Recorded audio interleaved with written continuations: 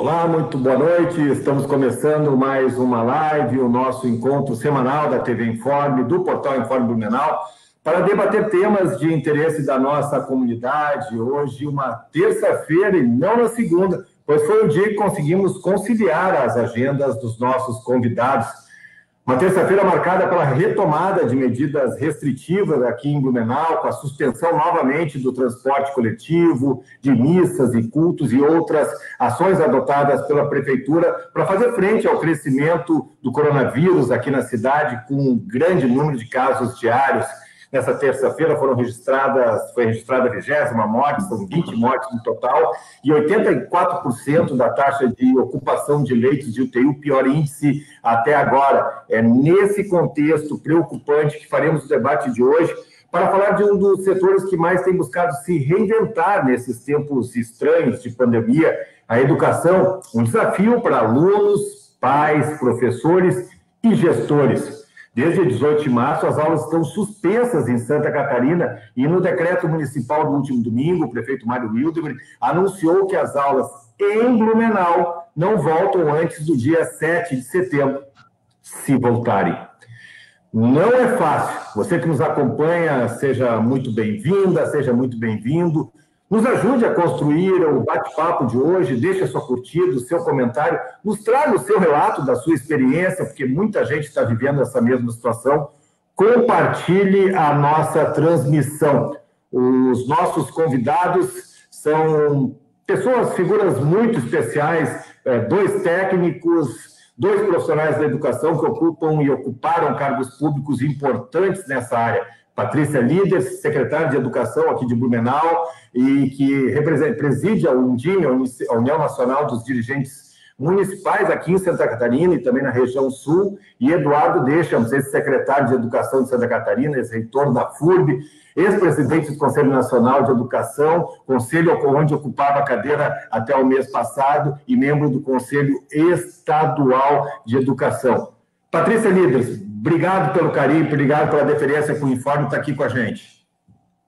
Boa noite, Alexandre. Boa noite, professor Eduardo Deschamps. A gratidão é minha, né? Cumprimentar todos que estão nos assistindo. É um presente estar dialogando aqui, né? Como eu sempre digo, a referência do professor Eduardo Deschamps é uma honra, é uma figura que representa o município de Blumenau no que se refere a uma educação pública de qualidade. E agradecer a você, Alexandre, pelo convite.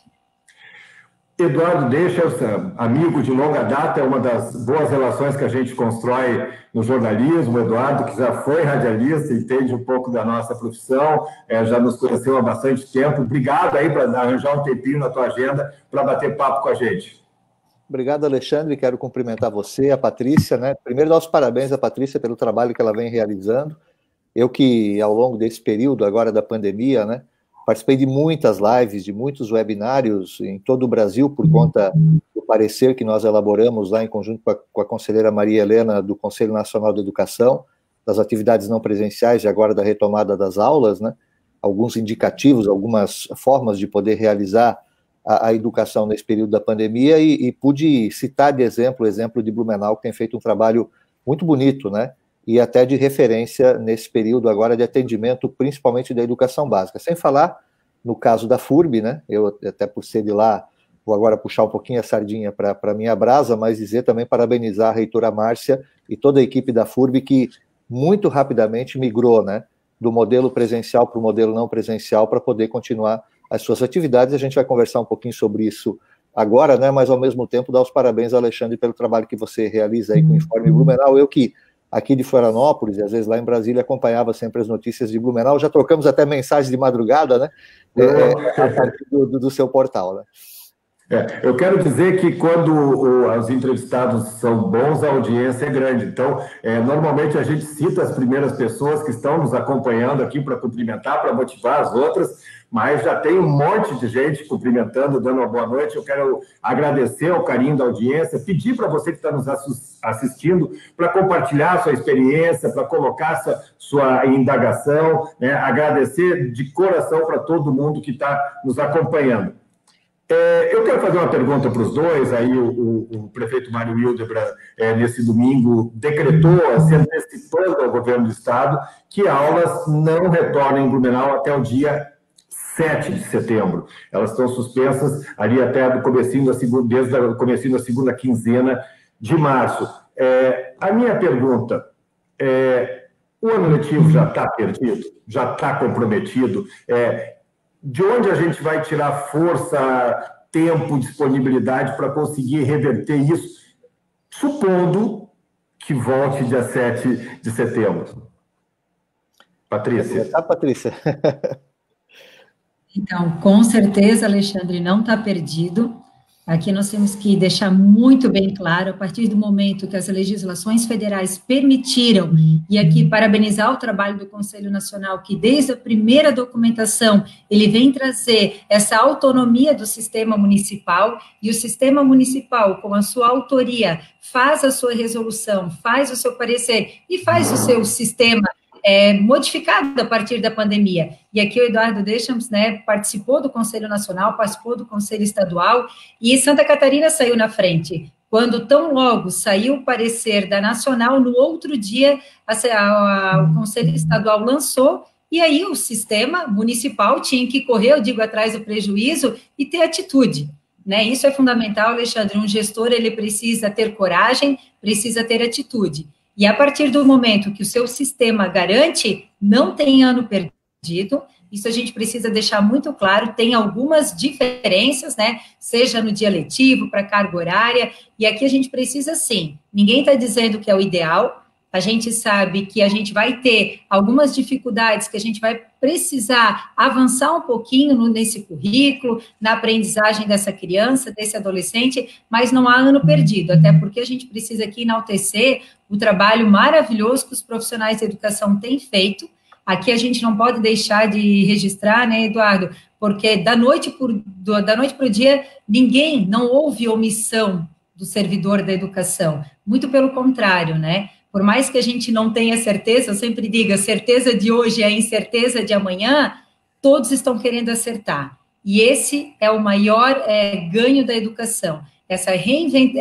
A gente acabou reinventando, mas eu digo, a gente trocou a roda do carro com o carro andando, mas com responsabilidade. Isso é fundamental. Então, não tem ano perdido, e com certeza a gente precisa muito de todos nesse novo modelo, que é as atividades não presenciais, que é diferente do EAD. Isso a gente tem que deixar bem claro. Eu já vou convidar o Eduardo, só para deixar claro, e você sabe bem, Patrícia?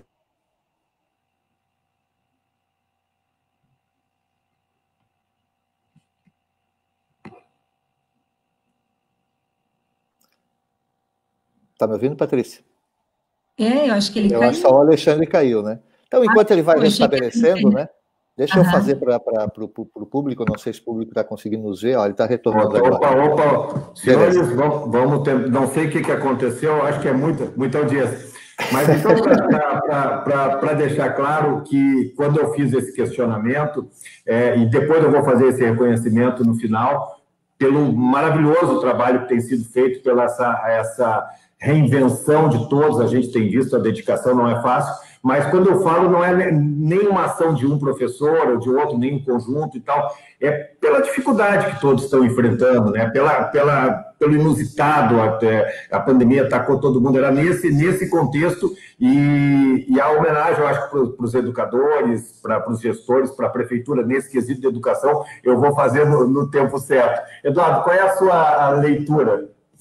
Então, na verdade, desde o começo, o Conselho Estadual, o Conselho Nacional, ambos trabalharam no sentido de permitir, de criar, de soltar amarras para que cada um dos sistemas de ensino, municipais, estaduais, o próprio sistema universitário, pudesse, com inovações, com criatividade, minimizar os impactos da pandemia em relação à aprendizagem. A gente tem que colocar duas coisas, Alexandre, para as pessoas poderem compreender, porque em alguns momentos, essa tua pergunta é muito boa, porque em alguns momentos, conversando com as pessoas em todo o Brasil, sempre surgiam nas lives essa pergunta, por que não cancela o ano, esquece esse ano, vamos começar ano que vem tudo de novo. Não dá, gente, são vários fatores. O primeiro deles é porque de todas as alternativas que a gente tem, ou seja, não fazer nada, ficar parado, fazer alguma coisa ainda que intermediária, ou fazer totalmente presencial, A pior delas é ficar parado, tá? A melhor delas, obviamente, é se a gente pudesse manter as atividades no formato que a gente tinha, no presencial, que tem toda uma questão de contato e assim por diante. Mas isso não é possível, né? Agora, não fazer nada é a pior das alternativas. Porque aí você, além de não ter ganhos, né, de aprendizagem, você vai ter retrocesso de aprendizagem. Tem pesquisas que apontam isso. Mesmo que você faça com atividades não presenciais, atividades à distância, a Patrícia colocou muito bem, a gente utilizou o termo não presencial no Conselho Nacional de Educação, para ninguém confundir com ensino à distância, porque não é só com o uso de tecnologia, tem vários municípios fazendo experiências, e estados fazendo experiências muito bacanas, inclusive com material impresso, que fazem chegar para os estudantes, né? Então não é só usar tecnologia, tá, gente? Mas ainda que você tenha um sistema que não seja perfeito, ele é melhor do que você não fazer nada. Então, não dá para a gente imaginar que é um ano perdido. Ele não será o mesmo ano que nós teríamos se nós estivéssemos em condições normais de temperatura e pressão, né? Para utilizar um termo da área da engenharia.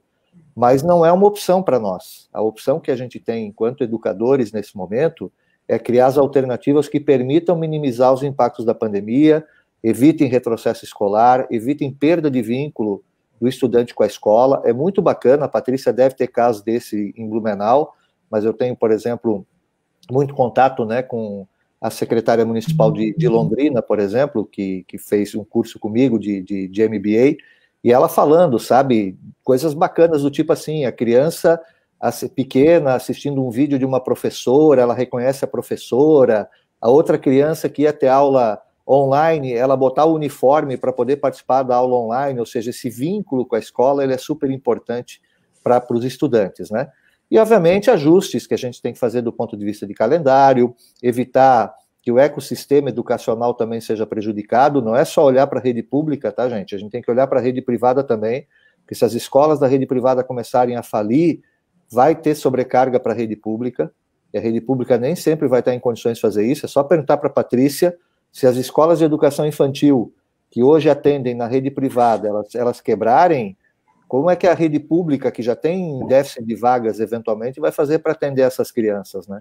Então, são vários fatores que a gente precisa levar em consideração, mas o ano não será perdido. Nós teremos, sim, a necessidade de criar nos próximos anos, isso foi colocado, inclusive, pelo secretário de São Paulo, ex-ministro, né, da Educação, Rocieli Soares, de que 2021, 2022, talvez até 2023, nós tenhamos que fazer todo um processo de recuperação desses jovens, né, em relação a esse ano. Mas isso não significa dizer que tem uma perda, isso é um processo absolutamente natural que nós vamos ter que enfrentar.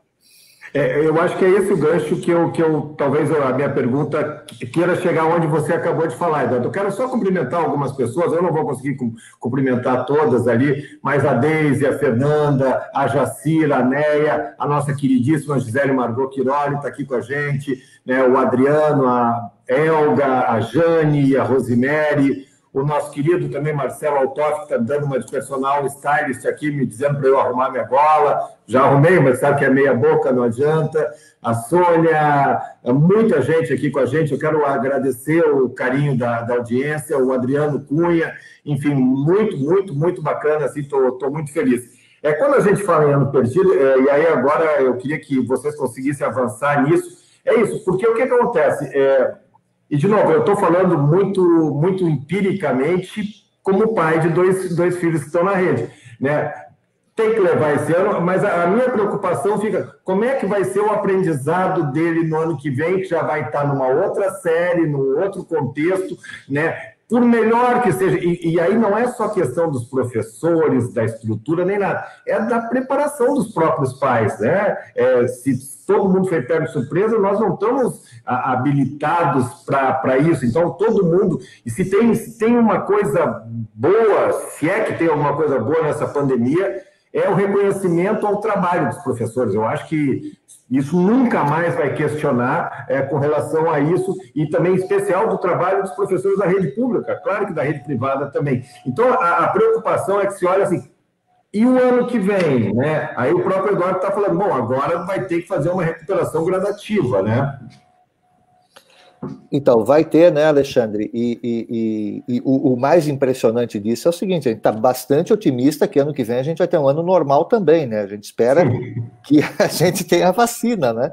Enquanto não tiver a vacina, a gente ainda vai ter um ano certamente, ou condições certamente diferenciadas de atendimento. Então, nós temos que nos acostumar de que as condições, elas estão dadas, existem possibilidades de serem feitos trabalhos muito bons, mesmo com atividades não presenciais, atividades à distância, mas que é a situação que nós temos hoje nesse momento. A escola vai ter que ter muito isso, sabe? E esse é um trabalho que os profissionais estão acostumados a fazer, mas em escala menor. A gente já tem um problema, principalmente na rede pública, de estudantes que vêm com deficiência seguindo adiante, tá? Então, existe todo um trabalho de recuperação de fluxo, de correção de fluxo, que eventualmente é feito, né, com uma parcela dos estudantes. É lógico que isso nós vamos ter numa escala um pouco maior. Mas isso é algo que está afetando todo mundo, não é apenas localizado, não vai ser só Blumenau, não vai ser só Santa Catarina, não vai ser só o Brasil. Isso tem sido um desafio para o mundo inteiro. Então, acho que é muito interessante a forma como as redes estão se estruturando para poder fazer esse atendimento e poder fazer a recuperação. Por isso que a gente, de maneira geral, no CNE, aponta muito o seguinte, quando perguntam, né, quem deve voltar primeiro, quando você tiver condições de ter os estudantes na escola, mesmo que não sejam todos ao mesmo tempo, a gente tem procurado apontar, mas isso fica para o critério de cada rede, né, talvez o melhor é você trabalhar primeiro com os alunos que menos tiveram nesse período, e depois você gradativamente trazendo os demais para o processo. Mas aí tem vários outros fatores, no caso da educação infantil, os pais que trabalham, né, ou mesmo na questão da alfabetização, uma coisa super importante a ser tratada, o período da alfabetização é um período que exige muito uma presença do profissional, do professor, do alfabetizador, né? Então são ações que, obviamente, as redes vão criar as condições para que possa ser feita essa recuperação. Não é o ideal, mas é certamente o que vai ser possível nesse momento. E lembrar o seguinte, por mais que seja tentadora a ideia de retenção do estudante, de que ele repita o ano, de que ele faça de novo, isso gera traumas na criança, tá, gente? Então, a gente tem que tomar muito cuidado com isso. Há condições, talvez, que o melhor seja, de fato, a criança repetir, mas não dá para a gente imaginar que essa deve ser uma regra geral, porque essa quebra de fluxo, esse momento, ele pode gerar algumas dificuldades futuras para a criança que não é o mais indicado do ponto de vista educacional. Patrícia, eu quero te ouvir sobre isso, né? Como é que vai ser, como é que vocês estão planejando? E eu queria também te ouvir, Blumenau saiu na frente, né, com a questão do ensino dessa forma, e me parece que à medida que as coisas iam acontecendo, como você falou, ia se ajustando algumas coisas, né? Porque era novo para todo mundo, né? Professores, gestores, pais, alunos. Então, eu até percebi, inclusive com os meus filhos, que as coisas vão se moldando. Então, todo mundo detectando assim, o que é possível fazer, qual é o limite que se pode chegar, né? Então, eu quero também que você fale como é que foi organizado esse trabalho. Então, nossa, dá para a gente pegar cada fala do professor Eduardo e do Alexandre, a gente consegue aqui fazer um grande diálogo, né? Mas para eu ser bem objetivo, é só voltar um pouquinho sobre a questão do currículo, eu acho importante mencionar, é o momento de fazer escolhas. A Kátia Smolli está com um trabalho bem interessante, deve ser lançado na semana que vem, se não me falha a memória, onde a gente vai fazer escolhas, Alexandre. O professor, ele não consegue, mas ele não vai poder achar que ele vai pegar o planejamento dele do caderno e vai colocar na plataforma, ou ele vai entregar no material físico para esse aluno e para esse estudante. O que seriam essas escolhas? É o momento, dentro do currículo da sua cidade, dentro do currículo do seu estado, né? Se a cidade não tem o seu currículo individual, é a escolha. O que é essa escolha? A gente vai ter que, sim, deixar algumas... não vou dizer que não é matéria, mas eu digo que a gente vai ter que deixar algumas de lado, no sentido, não é deixar de ter habilidades, competências, mas para que a gente possa terminar o ano, porque a gente não vai conseguir fazer da mesma forma. E quando a gente chegar em 2021, a gente vai ter que também olhar o que ficou para trás e fazer uma escolha. O currículo de 2020, o currículo de 2021, eles vão ter que ser integrados e eles vão ter que ter um ponto de atenção muito grande. Então, aqui para o professor até ficar tranquilo, porque no começo, Alexandre, quando a gente iniciou, até para falar um pouquinho da trajetória, nós já tínhamos a plataforma Google for Education desde 2016, mas ela não era usada, até porque a gente sabia que os professores de informática usavam nos laboratórios, mas não era diário isso. E quando a gente iniciou, aquela ansiedade do professor querer acertar, aquela ansiedade que ele teria que dar conta, né, de passar toda a sua matéria, todos os conteúdos, né, os objetivos de aprendizagens da sua disciplina, fez o quê? Fez uma situação muito difícil, aonde eu me lembro como hoje, foi no dia 4 de maio que eu fiz uma live com todos os servidores e disse, stop, nós vamos parar, porque senão ninguém vai aguentar. A gente vai ter que parar. Né? E pelo teu sorriso eu fico imaginando, ele é pai da rede, ele deve ter sentido isso também, né? E ninguém está errando, como eu digo, a gente está fazendo e querendo acertar sempre. Sim. Então a gente parou, essa preocupação com o emocional do professor, a família, está difícil para a família, está difícil para o estudante, está difícil para o professor. E daí a gente foi moldando e foi ajustando. O início, os professores fazerem vídeo era difícil. Hoje, a gente tem, como o Eduardo colocou, crianças bem pequenas, bebês, que professores fazem webinários à noite, que ficam balbuciando quando escuta a voz do professor. Então, quando a professora faz uma contação de história, quando a professora canta uma música, professores dos anos finais reinventando, fazendo aulas, né? Seja aulas ao vivo, seja aulas gravadas. Então, aqui a gente daria para fazer escrever, né, vários livros da pandemia, mas o Blumenau passou por essa trajetória. Uma certeza, a gente saiu na frente, né? Como eu digo, eu volto a dizer, exigiu coragem. Tão logo o nosso Conselho Municipal de Educação, seguindo as legislações federais e estaduais, nós já tínhamos a nossa resolução, nosso parecer, e nós começamos no dia 6 de abril, com resolução, com parecer, com data de término do ano. Blumenau, independente do quando nós vamos voltar, encerra dia 18 de dezembro. Nós vamos manter a carga horária das 800 horas. Então, isso é muito bom, porque dá uma segurança para a família e para o professor. Então, a gente antecipou as férias e já começou esse trabalho com os profissionais.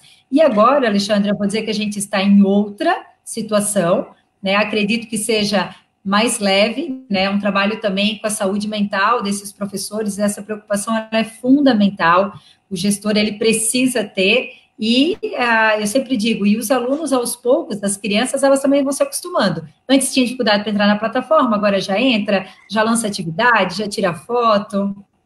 No começo era uma loucura, né? Todo mundo parecia que ia ter um infarto. Patrícia, só tu falaste uma coisa, está definido, então, vamos lá, se volte dia 7 de setembro, que eu, infelizmente, acho que não, mas não vai invadir janeiro esse ano letivo. Blumenau, não. Né, eu tenho dialogado quase que todos os dias com o professor Natalino, a gente tem um diálogo muito bom. Então, o que eu falei para ele, né, por mais que a Secretaria do Estado não tenha se manifestado, eu tenho orientado todos os secretários de Santa Catarina, que eu quero mandar um abraço, eu estou vendo que tem muitos secretários, eu acabei divulgando na Undime também, e que nós precisávamos de resposta, né, incentivasse o seu prefeito a também definir datas. E aqui a gente tem que ter um cuidado, Alexandre, porque essa ansiedade, a gente sabe, nenhum município vai conseguir voltar em agosto. A pandemia, ela está indo, nem no pico ela está. Aqui não é a secretária Patrícia falando, né? É a saúde falando, é a saúde que vai trazer para nós essa data de retorno. Então, Blumenau não volta antes do dia 7. Aqui você também mencionou a rede privada, eu estou vendo que tem muitas pessoas da rede privada nos assistindo. É uma preocupação. Eduardo, eu tenho feito semanalmente esse controle. Hoje a gente tem uma pesquisa, né, da AMP, onde 1.047 crianças já saíram da rede privada, 210 migraram para o município, só que a nossa preocupação é essas crianças que não migraram e saíram da rede privada. Então, aqui, até, né, os pais que estão nos assistindo, dialogar com a rede privada, é importante, uma hora nós vamos voltar, e que esse vínculo, para a criança é muito difícil também essa troca, né, que possa ter essa negociação. Eu quero, assim, tentar ver se a gente consegue dar uma valorizada na nossa audiência. Muita gente falando de qual unidade que está nos assistindo, que pertence, né? A Adriana falando do CI Thiago Anzini, a Sabrina dizendo que estão fazendo o possível para conscientizar a todos da importância da educação, a Noeli do CI Leonardo Laurindo Terres, tem gente assistindo de outros lugares, como eu vou achar aqui, a Marlene, a Cleise do CI Ercília Grug, a Alessandra deixa claro, tenho a certeza que nós estamos empurrando com a barriga, estamos realizando um ótimo trabalho, não tenha dúvida sobre isso. Aqui sei Maria Salete Strauch, sei Walter Rossmann, sei professora Andréa da Silva, que eu sei de outra cidade que eu queria dar uma valorizada, Nilda Batista Schmidt, enfim. Nós temos algumas questões que estão ainda permeando, que eu acho que a gente vai ter que trazer para o debate. A nossa querida Adriana Correia está fazendo uma questão com relação ao Ministério da Educação. O pessoal está questionando a questão do ensino, da educação privada, a gente já vai trazer.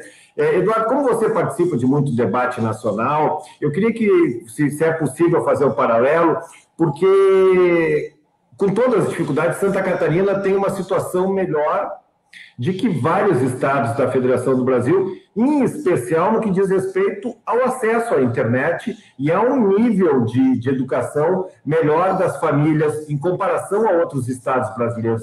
Então, não dá para pensar a educação macro, a educação brasileira, como um todo. Então, eu acho que Santa Catarina tem essa oportunidade, né? Imagine a minha filha, por exemplo, é professora de uma escola de periferia de Porto Alegre, ela diz que não consegue fazer essas atividades, estão fazendo, porque pouquíssimas crianças têm acesso à internet. Pode parecer estranho para muita gente, mas é uma realidade do Brasil. Hoje muita gente tem acesso, mas não é muita gente. E muita gente tem dificuldade em ter esse acesso, ainda mais para questões específicas como a plataforma. Então, é preciso olhar para o Brasil com essas peculiaridades de cada região, né, Eduardo? Eu não sei se esse debate também permeava as discussões que você participava lá no Conselho Nacional. Permeava sim, Alexandre, bastante, inclusive, né? Por isso que a gente cunhou o termo atividades não presenciais no parecer. Educação à distância exige a presença de tecnologia, de mediação por tecnologia da informação e comunicação. E a gente tomou a decisão de classificar o que vai ser feito, o que está sendo feito nesse momento, como atividades pedagógicas não presenciais, que envolve desde o uso de tecnologia, de informação e comunicação, tecnologias digitais, né, que aí é a utilização da internet, computador, celular, até questões que é o envio de material impresso, tá, para a ponta.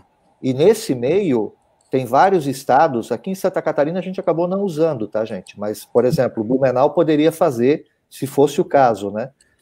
Mas tem estados, por exemplo, que estão utilizando televisão aberta. Tem municípios utilizando rádio. Tá? Então, a utilização...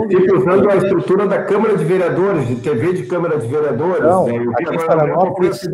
aqui em Florianópolis, agora, a Câmara de Vereadores, que tem um canal digital no ar, né, em TV aberta, colocou o canal à disposição aqui da Prefeitura, do município de Florianópolis, para fazer. Aí, em Blumenau, por exemplo, né, seria muito interessante utilizar o próprio... que nós estamos agora sem o canal no ar, né? Mas se o canal da FURB TV estivesse no ar, por causa da migração do analógico para o digital, seria um meio super importante para a utilização, para a produção de aulas e transmissão. Então, a gente tem que sair um pouco da lógica de que você só vai utilizar a tecnologia digital para esse momento. Mesmo onde tem tecnologia digital, tem várias coisas que foram realizadas. Eu não sei, depois a Patrícia pode falar melhor o caso de Blumenau, mas, por exemplo, vários municípios que contrataram pacotes de internet, entregaram chips de celular já com pacote de dados pré-pago para os pais poderem utilizar com as crianças. Tem vários lugares onde foi feito todo um trabalho de cessão de celulares antigos usados, a utilização até de computadores, de notebooks usados para crianças muito carentes. O caso de Goiás, por exemplo, onde o transporte escolar levava apostilas impressas para entregar nas casas, principalmente em meio rural, né, para as crianças poderem fazer atividades, eram mandados áudios por WhatsApp para orientar, porque muita gente tem hoje o celular com WhatsApp, né, poder mandar um áudio de WhatsApp, um vídeo do WhatsApp explicando como é que ia ser aquela matéria, como é que ia ser feita, e na semana seguinte o próprio transporte buscava a apostila daquela criança lá que fez aquela tarefa para poder ser avaliada. Então, tem muitas alternativas, a criatividade das redes foi imensa nesse momento, e para dar conta disso. É lógico que você não vai atingir todos os estudantes, mas é preferível eu precisar fazer a recuperação de 20%, vai ser mais ou menos essa média, tá, gente? 15% a 20%, as pesquisas já apontam que é mais ou menos isso, que não tem tido acesso a qualquer tipo de atividade não presencial, do ter que fazer a recuperação de 100% da rede, né? Então, essas são ações agora, vai ter muita criança que, de fato, vai ter que ser recuperada do ponto de vista presencial, mas muitos já poderão ter atingido aqueles objetivos de aprendizagem que a Patrícia colocou, que são os objetivos focos, né? Vai ser amanhã não, desculpa, Patrícia, quinta-feira, tá? O Instituto Reúna lança o mapa de foco de aprendizagem, que é justamente você dizer quais são os objetivos de aprendizagem da BNCC, da Base Nacional Comum Curricular, que devem ou podem ser desenvolvidos esse ano. E aí, duas informações importantes, Alexandre. A primeira delas, já desde o primeiro parecer do CNE, a gente aponta que os anos de 2020 e 2021 têm que ser tratados como se fosse um contínuo, isso está previsto na EBD. Então, uma criança que estiver na sexta série do ensino fundamental, o sexto ano do ensino fundamental esse ano, o sexto ano desse ano e o sétimo ano do ano que vem, essa criança ela pode seguir adiante. Esses 2 anos é como se fossem 2 anos conjuntos. Eu vou trabalhar os objetivos de aprendizagem do sexto e do sétimo ano como se eu pensasse 2020 e 2021 como um ano só. E o projeto de lei de conversão da medida provisória 934, que é a que flexibilizou os dias letivos, né?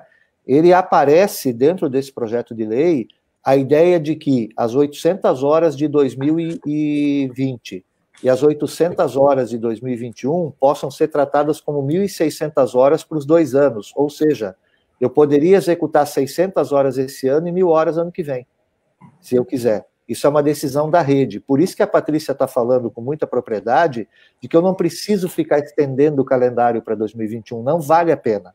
É preferível conter 2020 dentro de 2020 e trabalhar com uma carga horária diferenciada, ou trabalhar com uma organização diferenciada no ano que vem, que pode envolver, inclusive, recuperação para os estudantes que estiveram, por exemplo, numa determinada série esse ano, do que eu ficar estendendo demais, porque são vários outros fatores que vão entrar nesse processo, desde a própria organização de fluxo que tem.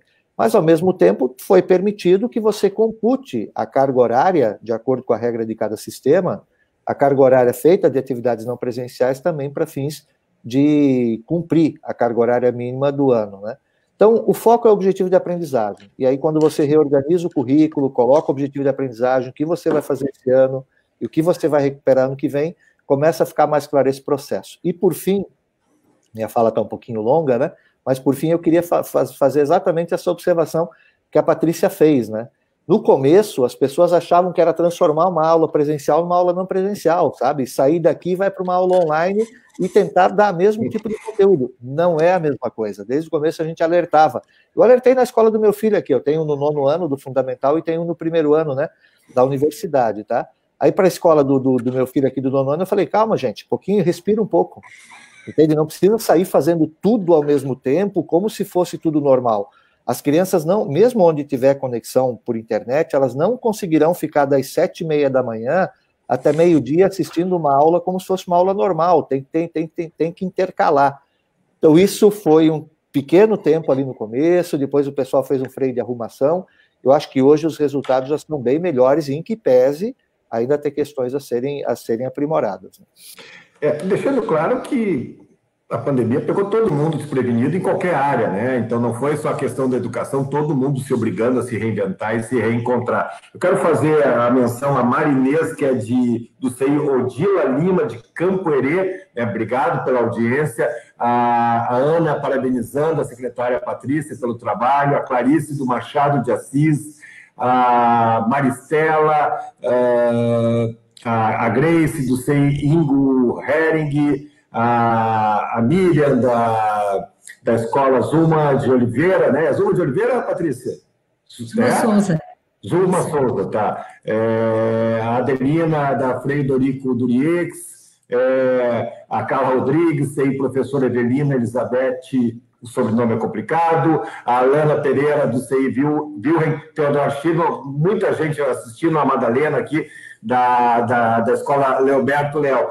Existe alguma faixa etária, algum ano, que esse, assim, pô, esse aqui é mais prejudicado, esse aqui vai ter uma dificuldade maior? Imagino que os alunos talvez estejam na reta final ali do ensino. Tem algum segmento que vocês dizem, esse aqui vai apanhar um pouquinho mais, ou não? Ou todos estão na mesma barca? Não, com certeza, né? Aqui eu faço referência à alfabetização, à educação infantil, só que a pandemia ela tem trazido uns mitos para nós. No primeiro momento, nós achávamos que os alunos dos anos finais seriam as crianças, os adolescentes que a gente teria maior tranquilidade, são autônomos, já têm o seu celular próprio, e mostra que muitas vezes os pais acabam dando essa autonomia e tem essa certa evasão do cumprimento das suas atividades. Mas a dificuldade maior, e depois o Eduardo pode também, né, complementar, a alfabetização e a educação infantil, porque ela precisa muito da interação do adulto. Então, quando a gente fala de educação infantil, e aqui eu recebi muita crítica, né, nacional, e quando Santa Catarina foi o primeiro estado que fez a defesa que a educação infantil poderia, sim, fazer um trabalho não presencial, e nunca a gente quis entregar atividade para a educação infantil. Muito pelo contrário, o que a gente precisa deixar claro é que, durante a pandemia, o que é as atividades não presenciais? O que é primordial? A manutenção dos vínculos. Isso é primordial para qualquer faixa etária, a manutenção do vínculo. E da criança bem pequena, que ela sinta-se segura, porque ela vai voltar. Independente do período ou do ano, ela vai voltar. Se ela tiver essa manutenção do vínculo, ela tem a segurança daquele espaço institucional que, em algum momento, ela vai voltar. Só que, por mais que a gente teve essa flexibilização da carga horária da educação infantil, discutia-se, né, Eduardo, que teria flexibilização para o ensino fundamental. Aí depois queriam fazer uma avaliação de larga escala, porque daí ia flexibilizar, só que não teria como segurar. Então, né, o Conselho Nacional teve assim, uma revisão, e eu acho que foi muito prudente, nesse momento, flexibilizar na educação infantil, até porque a gente sabe que de 0 a 3 não tem obrigatoriedade, mas de 4 a 17 a gente sabe que tem. Mas aqui eu destaco a alfabetização. Os professores de alfabetização dos anos iniciais, a interação, eu não consigo imaginar um processo, porque a gente não quer que o pai substitua o professor. Não é isso. Em nenhum momento a gente quer que a figura do pai e da mãe seja a figura do professor. Por isso a importância dessa mediação. Por isso a importância do áudio, do vídeo. Quando o Eduardo trazia os exemplos, lá em Goiás tem também, Eduardo, em Escola do Campo, professor, eu recebi do Marcelo, o presidente de Goiás, professor, que é uma área do campo, não tem rádio, não tem TV, não tem internet, ele bota o carro dele, ele coloca o quadro na frente do carro e ali as crianças vêm numa distância. Então, são N alternativas. Aqui em Blumenau a gente tem rádio locais, destacar aqui a rádio que fez com a Escola Leoberto Leal, com o CI Teresa Ausburger, aonde às vezes, professores foram fazer cotação de história na rádio, né? Isso também ajuda, é uma rádio local, então são N oportunidades. Mas aqui eu destaco, se é para escolher, todas têm essa dificuldade, mas eu fico com a alfabetização, penso que seja a maior dificuldade, e as crianças menores, né? A Patrícia sabe bem que o meu guri está na fase de alfabetização, né? Então, eu tenho vivido isso e preciso dizer, os professores, a coordenadora pedagógica tem sido maravilhoso, tem todo mundo feito uma força-tarefa aí, né? O meu menino já estava um pouquinho atrasado, então, aí, claro, como pai se gera essa preocupação, e aí a gente vê a falta que faz aquele negócio. Eu já tinha conversado pessoalmente com a Patrícia, ele já estava quase na cara do gol, teve que dar uma recuada, né? Enfim, mas está começando a deslanchar. Eduardo, por favor. Não preciso nem, é só complementar e dizer que a Patrícia está correta. Na verdade, as etapas mais críticas são as etapas que necessitam de mais interação, né, do professor. Então, eu só quero reiterar aquilo que a Patrícia disse. Aqui, nesse caso, você enviar atividades não presenciais para serem feitas em casa, no caso da educação infantil e no caso da alfabetização, não é o pai substituir o professor, tá, gente? É uma espécie de sinergia entre os professores, a escola e os pais, para que as crianças possam serem mantidas motivadas, mobilizadas no processo.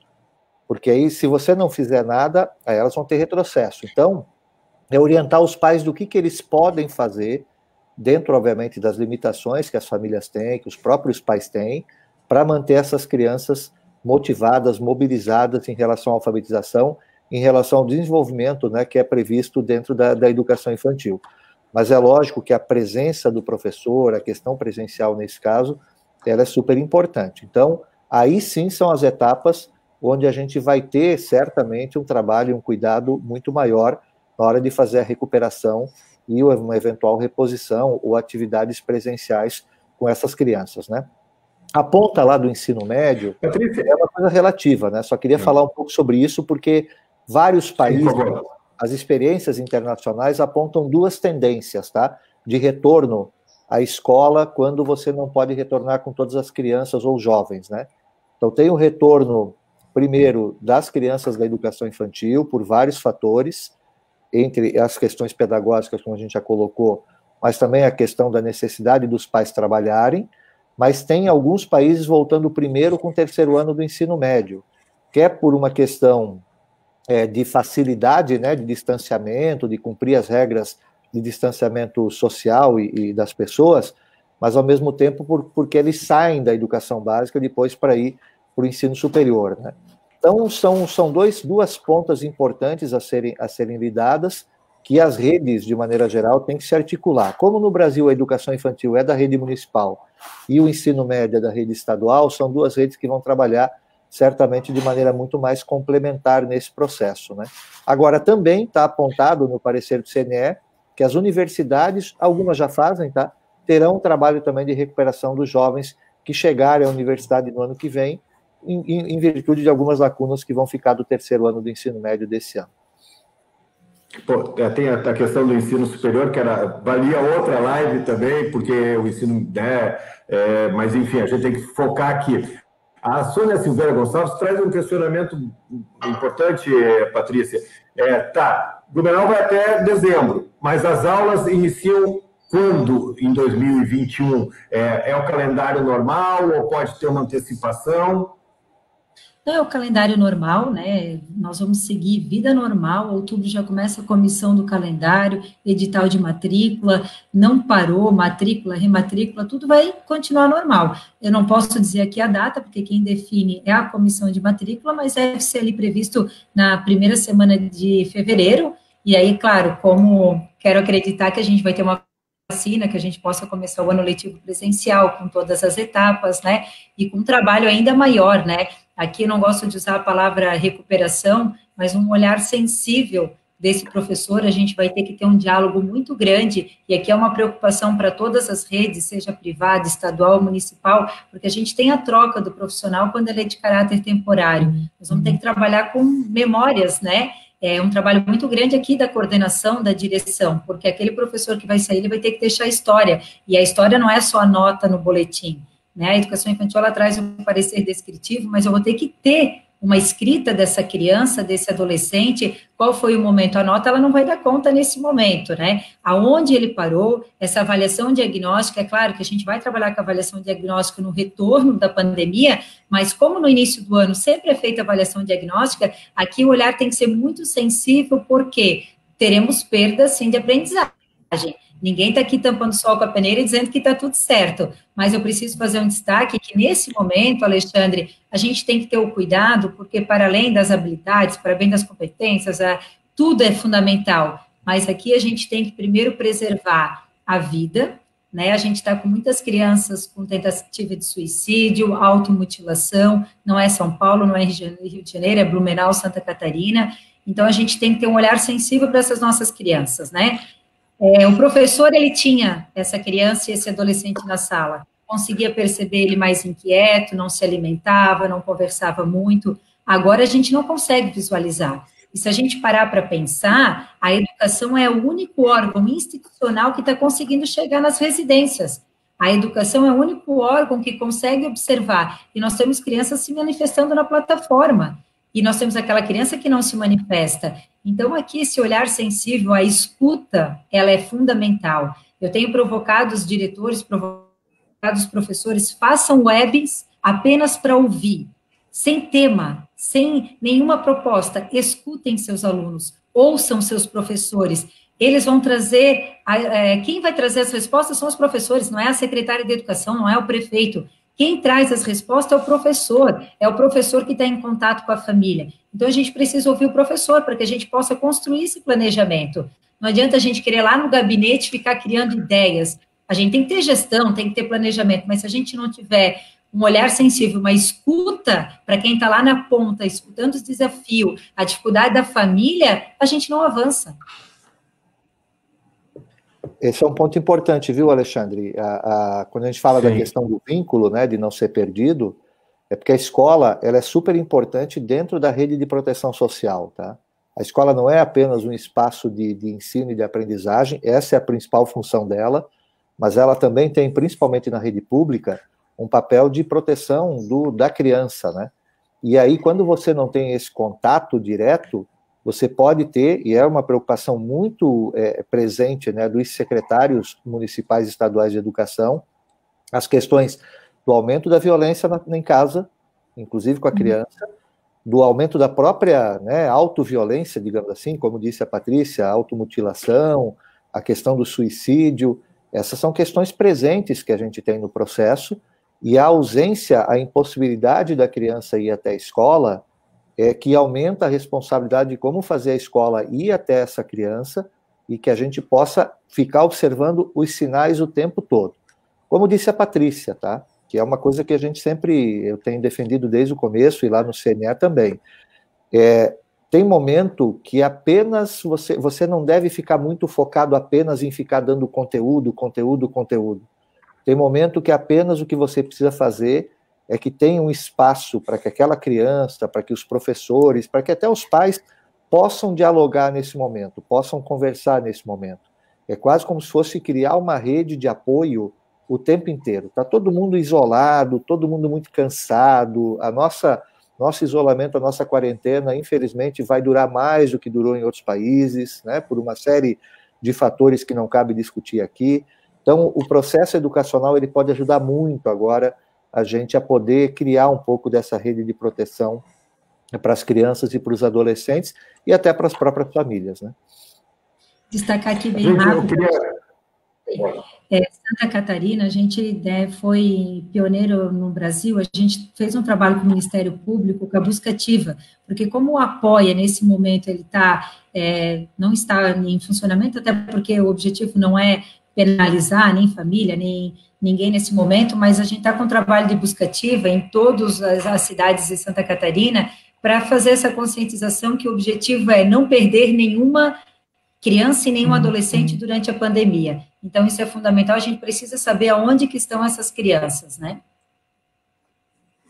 Vamos lá, tem muita gente cumprimentando, né, e nós estamos com algumas dificuldades, a internet é isso, transmissão ao vivo, né, e às vezes a gente está picotando o som, mas está indo legal. A Sheila, informações importantes, a Solange Klepsch, do Machado de Assis, né? A Ana, a Renata, de Irenópolis, a Cissa parabenizando a professora, a secretária Patrícia, várias pessoas elogiando o trabalho, a Deise, do CI, Bruno Schreiber, enfim, muita gente aqui, Canelinha, Claudete de Canelinha, o Emerson Antunes, nosso amigo, em tempos de achismo dominante na internet, é fundamental o debate inteligente. Obrigado, Emerson.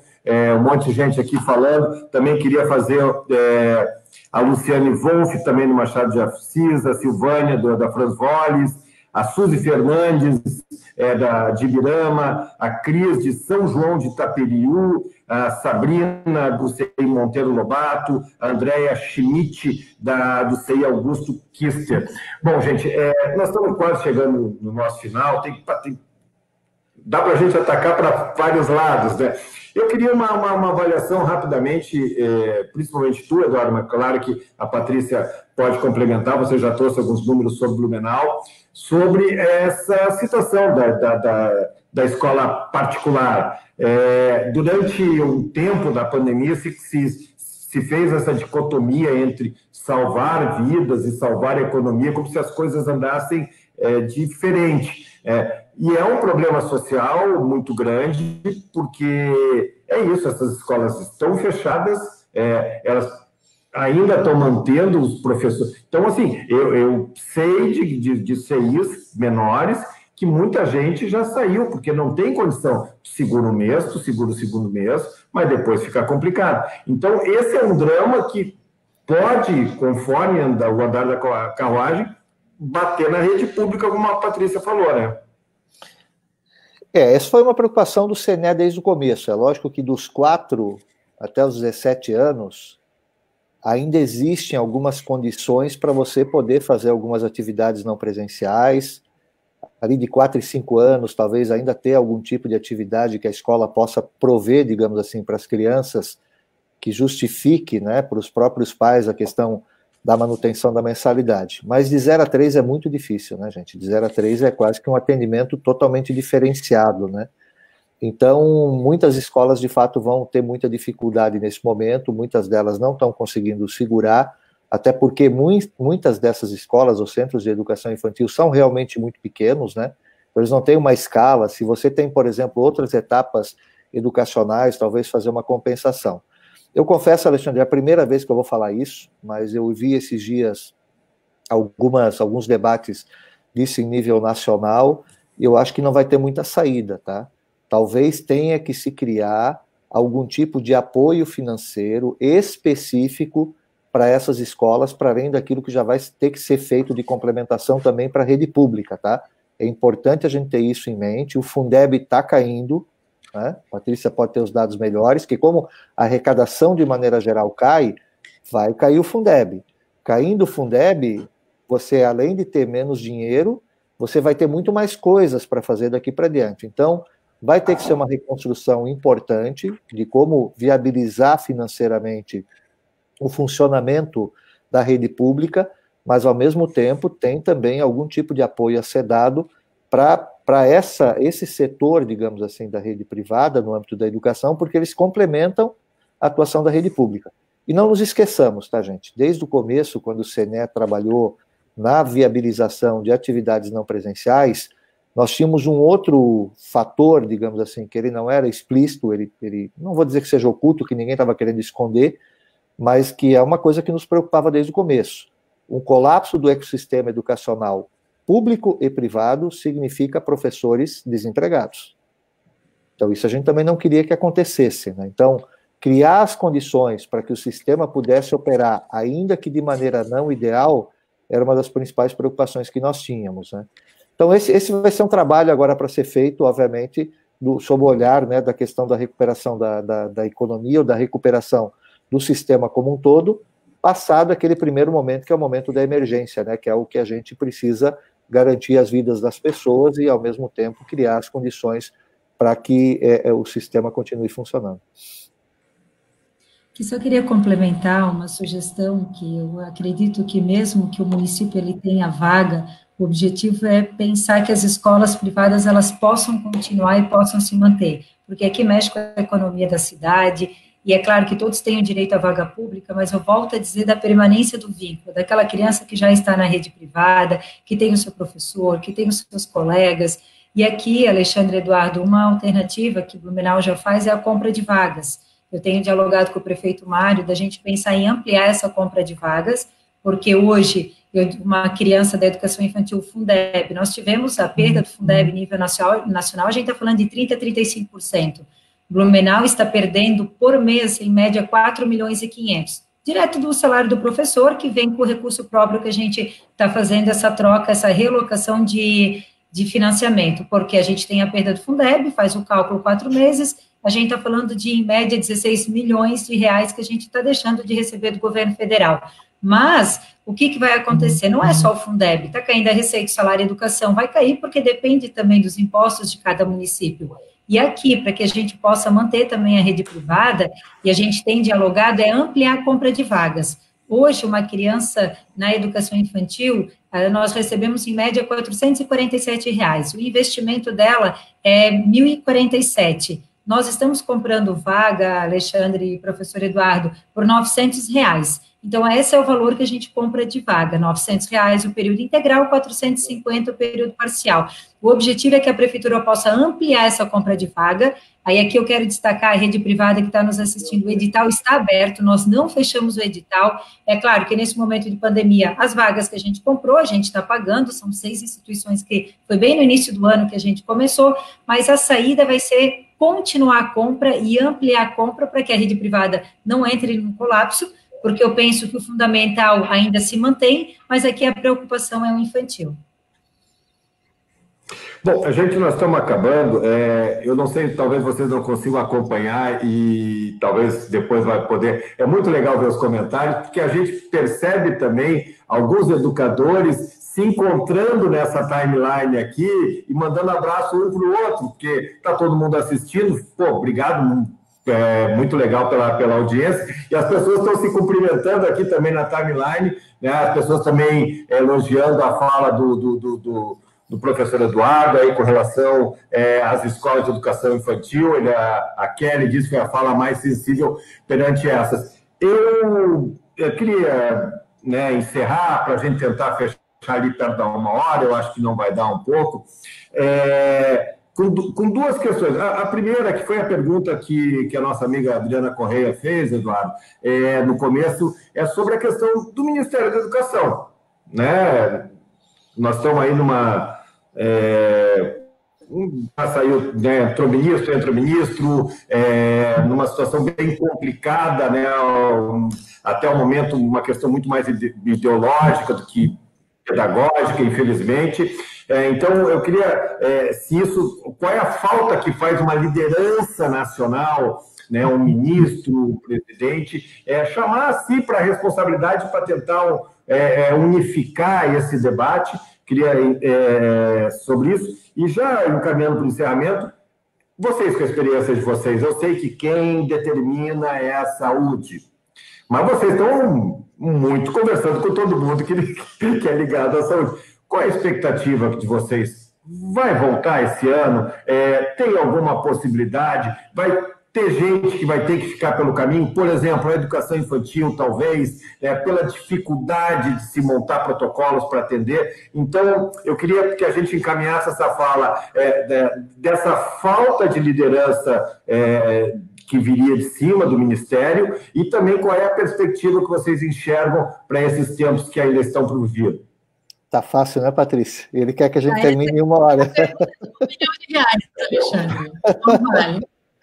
Queres começar, Patrícia? Depois eu posso falar um pouco aqui também. Então, vamos lá. Então, né, não vou aqui ser repetitiva em dizer que é a saúde que vai dar essa resposta para nós. Agora, o que eu acredito?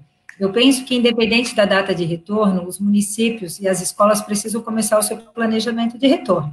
Né, o nosso dia 17 de julho tem que ficar pronto o planejamento de retorno de Santa Catarina, que é para abranger toda a rede estadual e a rede municipal. Mas, o que eu preciso destacar? Independente do protocolo de retorno do Estado, cada município tem que ter o seu protocolo e cada escola vai ter que ter o seu protocolo. Quando a gente fala ontem, eu dialogava sobre o retorno da educação infantil, representando a Undime Nacional, e o que acontecia? Essa preocupação. Uma hora a gente vai ter que planejar. Eu não estou falando de data, mas a cidade tem que se planejar. Então, é primordial como que vai ser esse acolhimento, como que vai ser esse distanciamento. Então, partindo aqui do protocolo. Quando a gente fala em distanciamento, tem escola de campo que distanciamento é para poder atender todas as crianças, porque o número já é reduzido. Então, não adianta a Secretaria de Educação criar um protocolo, em Blumenau a gente já fez uma equipe intersetorial, e a Secretaria de Educação está chamando professor, coordenador, diretor. Como eu falei, o olhar sensível de ouvir a ponta. O nosso diálogo aqui é muito bom com o Ministério Público. Aqui eu quero, né, agradecer à promotora Patrícia Tramontini. Esse diálogo é muito importante, uma pessoa que se preocupa com a infância, e a gente tem que trazer todos os entes federados para essa discussão. Agora, sobre a data, Alexandre, o que eu vou dizer? A educação infantil aí é uma defesa, é a última a voltar. Isso eu posso deixar bem claro a todos que estão nos ouvindo, por mais que alguns países de primeiro mundo não tem educação infantil no Ministério da Educação, tem educação infantil na assistência, acabou voltando primeiro, França voltou primeiro, Reino Unido, alguns países voltaram, recuaram. Então, eu já posso garantir que no estado de Santa Catarina, em Blumenau, a educação infantil é a última etapa a voltar. Setembro, eu acredito que a educação infantil deve sair uma pesquisa semana que vem, que de 0 a 1, crianças de 0 a 1 é a idade de risco. A gente não vai poder nem atender. Então, já fica aqui a dica que penso que de 0 a 1 a gente não volta esse ano. É a saúde falando, não é a secretária Patrícia falando. E aí, né, a ideia do secretário Natalino era que nós retornássemos agora, dia 3 de agosto, para o ensino médio, devido ao ciclone bomba, devido toda essa situação do número da pandemia, recuamos com o ensino médio. O protocolo vai ficar pronto dia 17, se tudo der certo, a gente entrega o protocolo dia 17, mas aqui eu vou dizer que talvez setembro para outubro a gente começa a pensar em ensino médio e anos finais, e vai depender da saúde. Vamos lá, Eduardo. Então, eu vou falar do MEC, né? Eu acho que a resposta que a Patrícia deu em relação ao momento do retorno é super apropriada, é muito difícil, a gente lá no CNE sempre tomou esse cuidado, tá? Nós procuramos indicar os caminhos do que pode ser feito, tanto quando você tem, pedagogicamente, tá? Tanto quando você não tem as atividades na escola, como quando você voltar com as atividades na escola, o que precisa ser feito, avaliação diagnóstica, acolhimento, a flexibilização curricular, a flexibilização regulatória, vários fatores, né?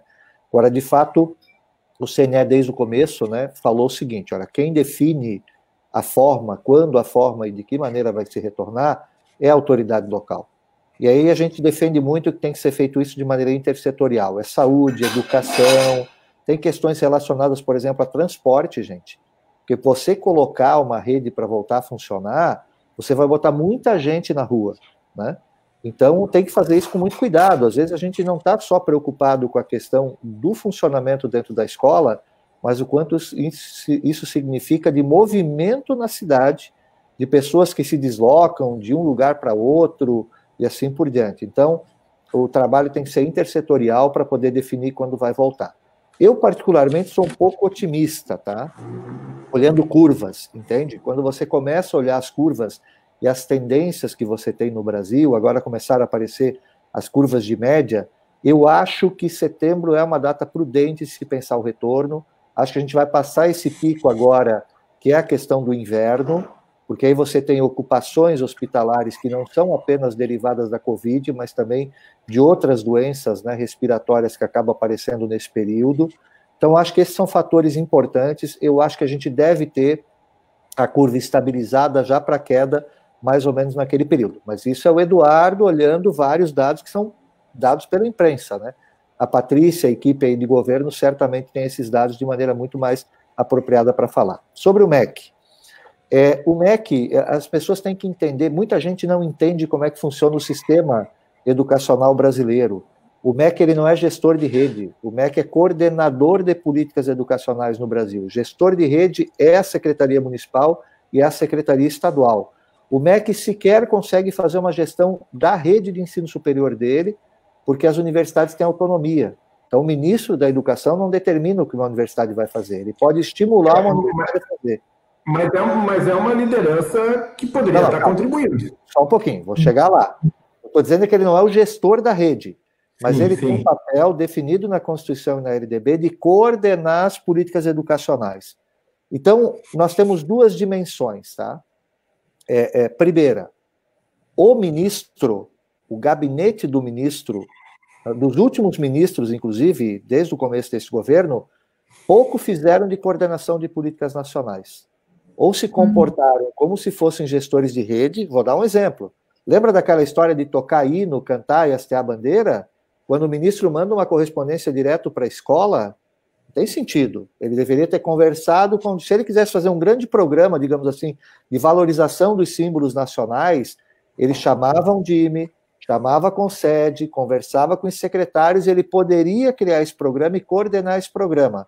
Mas ele mandar uma carta direto para a escola, isso não está previsto em legislação e ele não pode fazer isso, tá? Da mesma maneira agora, não adianta o Ministério, aliás, ele não tem feito isso, né? Mas ele diz, olha, tem que voltar em tal data, tem que fazer isso, tem que fazer aquilo, não. Isso é um trabalho de coordenação de políticas nacionais. O problema é que ou eles se portavam como gestores de rede, ou se portavam, o ministro agora, o que saiu recentemente, né, se portava como se ele estivesse discutindo temas que não são temas do dia a dia que você precisa fazer para que a educação possa acontecer. Mas o mais impressionante, Alexandre, é que dentro do Ministério, os técnicos do Ministério têm trabalhado com programas importantes, tá?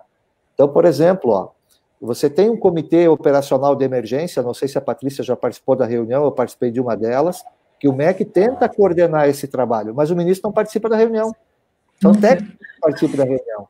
Então, você tem razão, Alexandre, quando diz o seguinte, o MEC tem procurado fazer algumas coisas, os técnicos do MEC têm procurado fazer, mas falta a liderança do ministro, o cara que vai para frente para dizer, olha, isso vai acontecer, nós precisamos conversar, precisamos dialogar. É só perguntar quantas reuniões a Undime eventualmente fez com o ministro Weintraub. Pouquíssimas. Entende? Concede muito menos, né? Então, esse é um problema muito sério do ponto de vista do Ministério da Educação. Vamos dar crédito para o ministro que vai entrar, não quero aqui fazer julgamento, pré-julgamento, se vai ser um bom ou mau ministro, vamos ver quais são as ações que ele vai fazer e que o diálogo possa ser estabelecido, porque assim a gente pode tentar fazer a construção. Registrar que o ministro que estava como interino, Vogel, dialogou muito mais com as redes do que o ministro anterior. Tá? Nossa, aqui eu quero fazer rapidinho um destaque, Eduardo Vogel, a gente discutiu, eu estava na comissão do Fundeb, representei a Nacional, uma pessoa sensata, sensível, olhava, discutia, e eu pensei, ele vai ficar muito tempo interino e vai dar certo, né? E destacar aqui também, eu quero parabenizar o professor Eduardo Deschamps, Alexandre, porque a sua atuação no Conselho Nacional de Educação, se a gente teve um órgão que deu segurança, porque aqui, Alexandre, eu vou dizer, o gestor ele tem que ter coragem, porque se a gente estivesse aguardando o Ministério da Educação, a gente não ia estar fazendo nada, me desculpa aqui a minha sinceridade, mas o Conselho Nacional de Educação, é claro, é o que faz a legislação, mas em todos os momentos ele deu autonomia para os sistemas. Então, olha só, a gente está falando de um Brasil, mais de 5 mil municípios, nós tivemos autonomia. E o que é um sistema? É o Conselho Municipal de Educação, que tem sindicato, que tem professor, que tem diretor, não é o gabinete que vai decidir. E destacar aqui do ministro, eu quero acreditar que se ele deixar a equipe dele trabalhar, já vai estar bom. E daí eu vou fazer um destaque, a Raquel, que era coordenadora da infância, lá no início do primeiro-ministro, ela foi exonerada e ela voltou, professor Eduardo, e agora ela assumiu a educação básica. Me mandou uma mensagem, ela esteve em Blumenau no início do ano, fez uma imersão aqui conosco de 5 dias, e ela disse, Patrícia, eu estou na educação básica, eu estou à disposição. Eu disse, opa, então se ele deixar a Raquel trabalhar, já é um começo, né? Porque às vezes, se ele tem uma equipe técnica boa e deixar a equipe trabalhar, eu sempre digo, o grande líder é aquele que consegue trabalhar em equipe. Os secretários lá do MEC, Alexandre, porque o MEC tem 6 secretarias, né? Educação básica, educação superior, regulação de ensino superior, de alfabetização, a de modalidades especializadas, né? Que aí é educação especial e assim por diante, e a última que eu estou esquecendo aqui, tem mais uma secretaria lá, e mais o secretário executivo, tá? Os secretários do MEC são bons profissionais, tá? Então, de novo, eu quero reiterar, o ministro, às vezes, ia para a imprensa, falava de tudo, menos da educação em si. Eu não estou discutindo aqui se vai ser de um jeito, se vai ser de outro, é a gente debater educação, não precisa ser num modelo, no outro modelo, é fazer essa conversa, principalmente com as redes, para que as coisas possam acontecer. E aí, como disse a Patrícia, num determinado momento, o CNE, junto com os conselhos estaduais, conselhos municipais, atuou para criar as condições para os gestores poderem tomar as melhores decisões possíveis nesse momento da pandemia, né? E quero aproveitar aqui, Alexandre, que eu fiquei acompanhando aqui o live comments, né? E muita gente, tá? Muita gente mesmo, mas de chamar a atenção de que a grande estrela da noite foi a Patrícia, com certeza, que tinha de mensagem aqui, parabenizando a Patrícia, é uma grandeza, viu? É verdade, é verdade. Eu estou aqui realmente muito, muito feliz, eu agora preciso fazer o encerramento mesmo, depois eu até vou citar, e é muito legal a gente perceber as pessoas comentando sobre a riqueza de conteúdo que vocês dois trouxeram para esse debate, né? Também, né, o pessoal parabenizando a iniciativa do Informe de fazer essa live. Patrícia, eu quero encerrar contigo, depois eu vou falar duas falas de duas professoras aqui que eu achei bacana colocar para o final. E aí eu preciso fazer esse reconhecimento como pai de quem está... Eu tenho 2 filhos na segunda série, também no CI, na Maria Zimmermann, na Fernando Ossmann, e eu vejo a dedicação desses professores. Então, como eu disse no início, se tem alguma coisa boa dessa pandemia, é o reconhecimento pelos professores, e principalmente uma coisa que eu sempre... As pessoas têm mania de criticar o serviço público, né? Então, com todas as dificuldades, com todas as coisas, Blumenau está dando um banho. Eu vejo pelas professoras interessadas, com vontade, dedicadas, com muita vontade de acertar e não ter medo de, bom, olha, eu errei, vamos voltar para esse caminho, porque todo mundo está meio tateando. Então, pelo reconhecimento que a gente está vendo aqui, são mais de 700 comentários, esse reconhecimento ao teu trabalho e o trabalho da secretaria é o sentimento que eu, como pai, eu estou aqui na figura de entrevistador, mas eu sou pai também, que eu queria dar e para que você levasse para a tua equipe gestora e para todos os educadores, porque realmente, assim, com tudo que a gente está vivendo, uma situação absolutamente nova para todo mundo, eles estão dando um banho dentro das possibilidades que a gente tenha, dentro do possível. Então, Patrícia, quero te parabenizar, eu acho que está todo mundo falando ali a mesma coisa, e esse parabéns é pela equipe que tu lidera. Obrigado por ter participado aqui com a gente. Eu que agradeço, e aqui eu vou fazer até uma revelação pessoal, talvez as pessoas mais próximas, né, acabam já sabendo.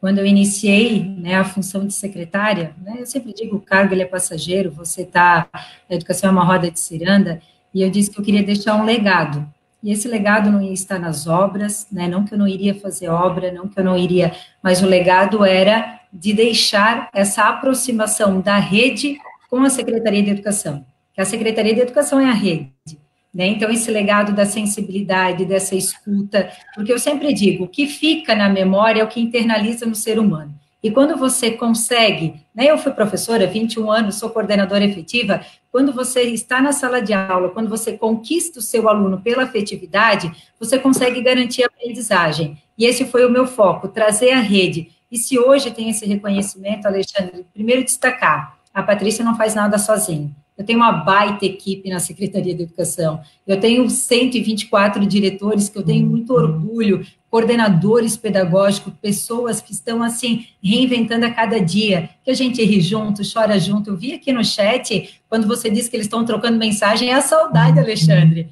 é a saudade de querer dialogar. Então, assim, esse reconhecimento não é para a Patrícia, esse reconhecimento é para todos da educação. A CEMED são todos são Secretaria de Educação, mas eu acredito que com esse retorno, meu legado, se hoje eu deixar a Secretaria de Educação, o legado da aproximação, da sensibilidade e dessa escuta, eu acho que ele foi atingido. Obrigado, Patrícia, mais uma vez. Eduardo, tu podia estar lá em Brasília nesse ministério, né? A imprensa nacional que disse, como eu digo, eu não invento, eu só aumento, só repercutir aqui. Tudo bem. Eu fiz força. Pois é, obrigado. Né? Eu fiquei muito lisonjeado com a lembrança do nome várias vezes, né, Alexandre? Mas, assim, ó, são ciclos, são momentos, né? Eu acho que mesmo o trabalho lá no CNE, a gente procurou, meu mandato encerrou na sexta-feira da semana passada, a gente conseguiu implementar. Veja como a BNCC é útil nesse momento, sabe? Porque ela é um referencial importante do ponto de vista de marcos, de objetivos de aprendizagem que você pode trabalhar esse ano que vem, a própria reforma do ensino médio, que nós deixamos toda regulamentada, a questão da educação profissional e tecnológica, a formação de professores, quer dizer, muita coisa foi feita, né? Agora eu trabalho aqui, eu tenho um trabalho importante para realizar na universidade, na FURB, estou retornando com várias atividades ali, já tinha retornado com algumas delas, e aqui no Conselho Estadual de Educação, né? E colaborar sempre que possível. Mas eu queria finalizar, viu, Alexandre? Mais uma vez, parabenizando também os professores pelo trabalho, professores, gestores da educação pelo trabalho que fizeram, né? O mais bacana, talvez, desse processo todo são aqueles videozinhos que a gente recebe no WhatsApp dos pais dizendo que agora entendem, né? Não entendem como é que os professores aguentam, né? Os seus filhos na escola, tá? Eu acho que é um reconhecimento indireto, mas um reconhecimento super importante. Uma pesquisa do Instituto Península em nível nacional, que apontava lá no começo da pandemia que 80%, 8 em 10 professores não se consideravam preparados para trabalhar à distância, tá? E aí muita gente fez a leitura dessa pesquisa para dizer assim, vai dar errado essa questão de você trabalhar com atividades não presenciais. Mas logo na sequência, a pesquisa também perguntava o que os professores gostariam de ter formação para esse momento, tá? E esses mesmos professores diziam que queriam formação para atuar com atividades à distância, queriam formação para atuar com os estudantes à distância e, ao mesmo tempo, queriam uma formação para lidar com o emocional, não só deles, como também dos estudantes. Isso aponta o seguinte, os professores não resolveram dizer para a população assim, eu não estou preparado, não vou fazer nada. O que eles fizeram foi assim, não estou preparado, mas quero fazer. Então vamos juntar os esforços para que as coisas possam acontecer. E isso foi muito bonito de ver, eu acho que a Patrícia tem toda a razão em elogiar, né, o mérito que os professores da sua rede estão realizando, isso a gente está vendo em todo o Brasil. Histórias muito bonitas dos professores fazendo, e eu imagino, né, a saudade que não deve estar esses professores, principalmente da educação infantil, de abraçar e esmagar aquela criançada quando puderem voltar, né? Eu acho que a recíproca também é verdadeira, as crianças estão sentindo muito falta desse contato com os professores, e aqui fica os meus parabéns ao trabalho que está sendo feito aí em Blumenau, né, e pelos professores em todo o Brasil. Obrigado. Eduardo Deschamps, muito obrigado. Patrícia Líderes, obrigado pela participação. A Maria Fernanda resume, nós estamos fazendo história nesse momento. Eu queria encerrar com duas mensagens aqui da Ângela Mara, vai ao encontro que você falou, Eduardo, assim como as crianças sentem nossa falta, nós sentimos a falta dela, e da Adriana Paz, estamos carentes e saudosos das nossas crianças, e o que a gente percebe professor, ser pedagogo é uma profissão, mas também uma dedicação de amor, é uma responsabilidade que as pessoas têm com os filhos dos outros, e aí, pelo menos, a gente está valorizando sobremaneira esse trabalho. Eu quero agradecer muito a vocês. Por conta de vocês, nós tivemos mais de 10 mil pessoas alcançadas nessa live, 740 comentários, muita gente com a gente, eu fico muito feliz, muito orgulhoso. Eu quero lembrar que daqui a pouco vai estar lá no site, essa live no informeblumenau.com, na capa, vai estar no nosso YouTube, vai estar no Instagram. Eu quero agradecer do fundo do coração você que nos acompanhou até agora. Uma boa noite. Na semana que vem, o Informe Blumenau traz uma nova live sobre algum assunto de interesse da nossa comunidade. Grande abraço, até a próxima.